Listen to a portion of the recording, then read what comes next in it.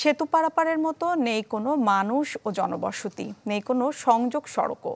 তারপরও নিজেদের আম বাগানে যাওয়ার জন্য ২৮ লাখ টাকা ব্যয়ে মৃতপ্রায় ছড়ার ওপর সেতু বানিয়েছে বান্দরবান জেলা পরিষদ। এটা নিয়ে স্থানীয়দের মাঝে দেখা দিয়েছে ক্ষোভ। বান্দরবান থেকে ইয়াসিনুল হাকিমের পাঠানো রিপোর্ট।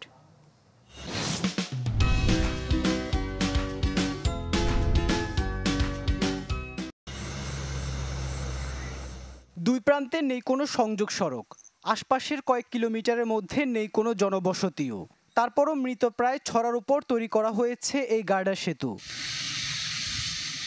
বান্দরবানের সদর উপজেলার কেমংপাড়া এলাকায় বান্দরবান রাঙামাটি সড়কের পাশে সেতুটি নির্মাণ করে পার্বত্য জেলা পরিষদ। ইতোমধ্যে শেষ হয়েছে ৯০% কাজ।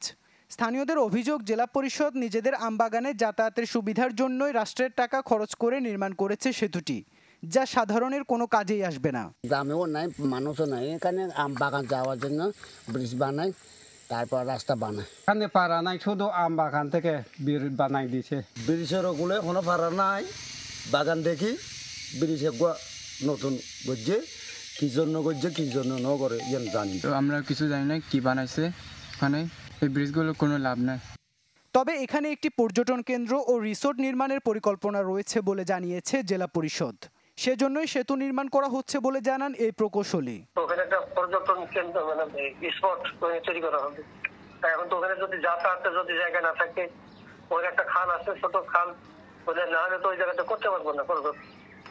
তো ওখানে এটা কমপ্লিট হয়ে গেলে ওখানে বিভিন্ন রকম কটেজ বা বাচ্চাদের বিনোদনের জন্য কোনো ধরনের কিছু আমরা স্থাপনা তৈরি করবো। পর্যাপ্ত অর্থ না থাকায় একসাথে সব কাজ করা সম্ভব হচ্ছে না জানিয়ে পরিষদের চেয়ারম্যান বলছেন, ধাপে ধাপে করা হবে সংযোগ সড়ক সহ অন্যান্য কাজ। এক বছরে একসাথে ব্রিজে করা, তারপরে করা, বছর করতে হবে না, ধাপে ধাপে। ১০ মিটার দৈর্ঘ্যের সেতুটি নির্মাণে খরচ হয়েছে ২৮.৫ লাখ টাকা। Desk report, channel 24।